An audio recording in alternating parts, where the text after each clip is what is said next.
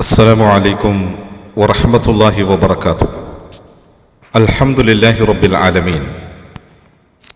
الصلاة والسلام على خاتم الأنبياء والمرسلين نبينا محمد وعلى آله وصحبه أجمعين ومن سار على نهجه واستنى بسنته إلى يوم الدين وبعد. പ്രിയമുള്ള സഹോദരി സഹോദരന്മാരെ, മനുഷ്യജീവിതം എന്ന് പറയുന്നത് സുഖവും ദുഃഖവും സമ്മിശ്രമായി വരുന്ന ഒന്നാണല്ലോ. എല്ലായ്പ്പോഴും എല്ലാ മനുഷ്യരുടെയും ജീവിതത്തിൽ പൂർണ്ണമായും സന്തോഷവും സംതൃപ്തമായ അവസ്ഥയും ഉണ്ടായിക്കൊള്ളണമെന്നില്ല. ജീവിതത്തിൽ പലപ്പോഴും ദുഃഖങ്ങളും ദുരിതങ്ങളുമൊക്കെ കടന്നുവരും. വിവിധങ്ങളായ പരീക്ഷണങ്ങൾ നമ്മളുടെ ജീവിതത്തെ ബാധിക്കും. അത് രോഗങ്ങളാകാം, നമ്മളുടെ സമ്പത്തിൽ പെട്ടെന്ന് നേരിടുന്നതായ അപകടങ്ങളും മാന്ദ്യവുമൊക്കെയാകാം, അല്ലെങ്കിൽ നമ്മളുടെ തൊഴിൽ മേഖലകളിൽ നമ്മൾക്ക് നേരിടേണ്ടി വരുന്ന പ്രയാസങ്ങളാകാം, സന്താനങ്ങളെ കൊണ്ടും കുടുംബത്തെ കൊണ്ടുമൊക്കെയാകാം. ഇങ്ങനെ പല നിലയിലും മനുഷ്യജീവിതത്തിലേക്ക് മുസീബത്തുകൾ, വിപത്തുകൾ കടന്നു വരാറുണ്ട്.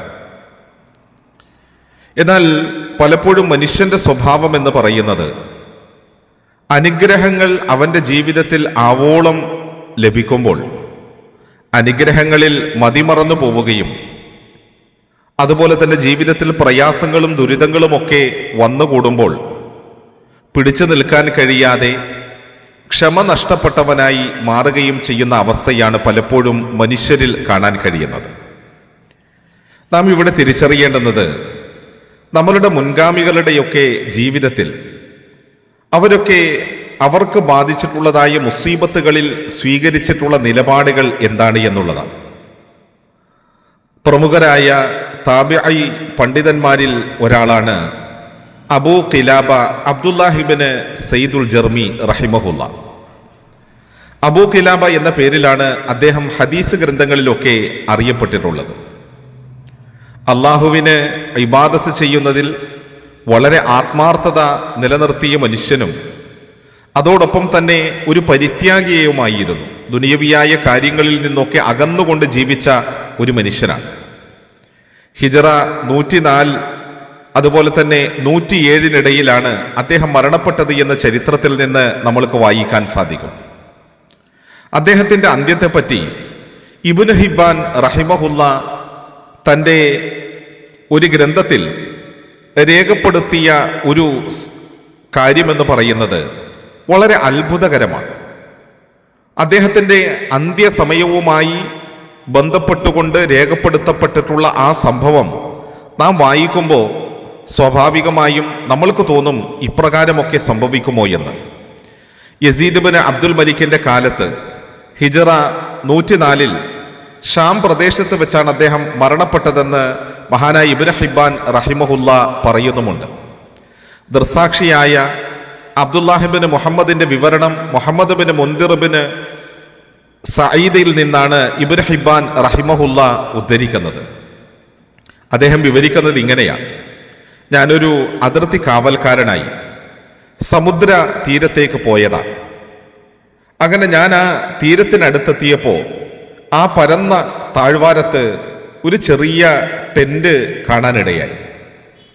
ഞാൻ അതിനടുത്തേക്ക് ചെന്ന് നോക്കിയപ്പോൾ അതിൻ്റെ ഉള്ളിൽ 2 കൈകാലുകളും നഷ്ടപ്പെട്ട് കണ്ണും കാതുമൊക്കെ മന്ദീഭവിച്ച ഒരു മനുഷ്യനുണ്ട്. ഒരു വേള നാവല്ലാത്ത ഒരു അവയവവും അദ്ദേഹത്തിന് ഉപകരിക്കുന്നില്ല എന്ന് തോന്നുന്നു. പക്ഷെ അദ്ദേഹത്തിൻ്റെ നാവിൽ നിന്ന് പുറത്തേക്ക് വരുന്നതോ വളരെ അത്ഭുതകരമായ ചില വർത്തമാനങ്ങളായിരുന്നു. അദ്ദേഹം ഇങ്ങനെ പറയുന്നു: അല്ലാഹുമ്മ ഔസിഅനി അൻ അഹ്മദക ഹംദൻ അകഫാ ബിഹി ശുക്ര നിഅമതിക അല്ലതി അൻഅംത ബിഹാ അലയ്യ വഫല്ലൽതനി അലാ കസീരി മിമ്മൻ ഖലഖത തഫ്ളീല. ആ മനുഷ്യൻ ഇങ്ങനെ പറയുകയാണ്: അല്ലാഹുവേ, നീ എനിക്ക് ചെയ്തു തന്ന നിഅമത്തിനും നീ സൃഷ്ടിച്ച ഒട്ടേറെ സൃഷ്ടികളെക്കാൾ എന്നെ ശ്രേഷ്ഠപ്പെടുത്തിയതിനുമുള്ള നന്ദി കാണിക്കാൻ കഴിയുമാറ് നിന്നെ സ്തുതിക്കാൻ എനിക്ക് നീ തോന്നൽ നൽകുകയും ആ ഒരു സൗഭാഗ്യം നൽകുകയും ചെയ്യണമേ എന്ന് ആ മനുഷ്യൻ പ്രാർത്ഥിക്കുകയാണ്. നമ്മളൊന്ന് ആലോചിച്ചു നോക്കൂ സഹോദരങ്ങളെ, ശാരീരികമായി നിരവധി പ്രയാസങ്ങൾ ബാധിച്ചു കൊണ്ടിരിക്കുന്ന ഒരു മനുഷ്യൻ, അദ്ദേഹത്തിൻ്റെ കൈകാലുകൾ അദ്ദേഹത്തിനില്ല, അതുപോലെ തന്നെ ഉള്ള കണ്ണിൻ്റെയും കാതിൻ്റെയും ഒക്കെ കാഴ്ചയും കേൾവിയും ഒക്കെ മന്ദീഭവിച്ച് പ്രായത്തിൻ്റെ അവശതകളിലേക്ക് നടന്നു നീങ്ങി തുടങ്ങുന്ന ഒരു മനുഷ്യൻ നിരവധി വൈകല്യങ്ങൾ നേരിട്ടുകൊണ്ടിരിക്കുമ്പോൾ ആ മനുഷ്യൻ അള്ളാഹുവിനോട് പ്രാർത്ഥിക്കുകയാണ്, റബ്ബേ, എനിക്ക് ചെയ്തു തന്ന അനുഗ്രഹങ്ങൾക്ക്, അതുപോലെ തന്നെ മറ്റിതര മനുഷ്യരിൽ നിന്ന് മറ്റു പലർക്കും നൽകാതെ എനിക്ക് നൽകിയിട്ടുള്ള അനുഗ്രഹങ്ങൾക്ക് നിന്നോട് നന്ദി കാണിക്കാൻ എനിക്ക് നീ പ്രാപ്തി നൽകണമേ എന്ന്. നമുക്കൊക്കെ ചിന്തിക്കാൻ കഴിയുന്ന ഒന്നാണോ? ഇത് കേട്ടപ്പോൾ ആ മനുഷ്യന്റെ അടുത്ത് ചെന്ന് അയാളുടെ വിവരം അന്വേഷിക്കണമെന്ന് ഞാൻ ചിന്തിക്കുകയും അങ്ങനെ അദ്ദേഹത്തിന്റെ അടുത്ത് ചെന്നുകൊണ്ട് സലാം ചൊല്ലുകയും ചെയ്തു. എന്നിട്ട് ആ മനുഷ്യൻ ഇങ്ങനെ ചോദിച്ചു, അല്ലാഹു താങ്കൾക്ക് ചെയ്തു തന്ന നിഅമത്തിനും അതുപോലെ തന്നെ അള്ളാഹു സൃഷ്ടിച്ച ഒട്ടേറെ സൃഷ്ടികളെക്കാൾ ശ്രേഷ്ഠത നൽകിയതിനുമുള്ള നന്ദിയായി തീരുമാറ് അള്ളാഹുവിനെ സ്തുതിക്കാൻ എനിക്ക് തോന്നിപ്പിച്ചു തരണമേ എന്ന് പ്രാർത്ഥിക്കാൻ മാത്രം എന്ത് നിഅമത്താണ് താങ്കൾക്ക് ലഭിച്ചിട്ടുള്ളത് എന്ന് അബ്ദുല്ലാഹിബിൻ മുഹമ്മദ് റഹിമഹുല്ല ചോദിച്ചു. അപ്പോൾ ആ മനുഷ്യൻ പറയുകയാണ്, എൻ്റെ റബ്ബ് എനിക്ക് ചെയ്തു തന്നത് താങ്കൾ കാണുന്നില്ലേ?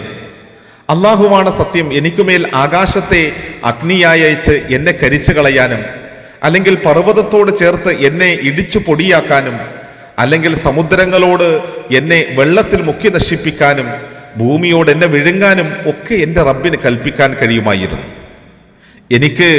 എന്നോട് എൻ്റെ റബ്ബ് അതൊന്നും ചെയ്തില്ല. മറിച്ച് എനിക്ക് അല്ലാഹു തആല സംസാരിക്കുവാൻ ഈ നാവ് തന്നു. അപ്പോൾ ഞാൻ എൻ്റെ റബ്ബിന് ശുക്റല്ലാതെ മറ്റെന്ത് വർദ്ധിപ്പിക്കാനാണ്? കാരണം നൽകിയതെല്ലാം അള്ളാഹുവിൻ്റെ ഔദാര്യം. എൻ്റെ അവകാശമായിട്ട് എനിക്കൊന്നും എടുത്തു പറയാനില്ല. കിട്ടിയ അനുഗ്രഹങ്ങളുടെ പേരിൽ ഞാൻ നന്ദി പറയലല്ലാതെ മറ്റെന്താണ് ചെയ്യുക എന്ന് അത്ഭുതകരമായി തോന്നുന്നില്ലേ? ജീവിതത്തിൽ എത്രയെത്ര അനുഗ്രഹങ്ങൾ നമ്മൾക്കുണ്ടായിട്ടും ഒരിക്കലും അള്ളാഹു തന്ന അനുഗ്രഹങ്ങളാണ് ഇവയെന്ന് തിരിച്ചറിയാനോ അല്ലെങ്കിൽ അതിന് നന്ദി കാണിക്കാനോ മിനക്കെടാത്ത നമ്മൾക്ക് നമ്മളുടെ മുൻഗാമികളുടെ ജീവിതത്തിൽ നിന്ന് വളരെ മഹത്വപൂർണമായ പാഠങ്ങളുണ്ട് എന്ന് നാം തിരിച്ചറിയണം. അള്ളാഹു അനുഗ്രഹിക്കട്ടെ. അസ്സലാമു അലൈക്കും വറഹ്മത്തുള്ളാഹി വബറകാതുഹു.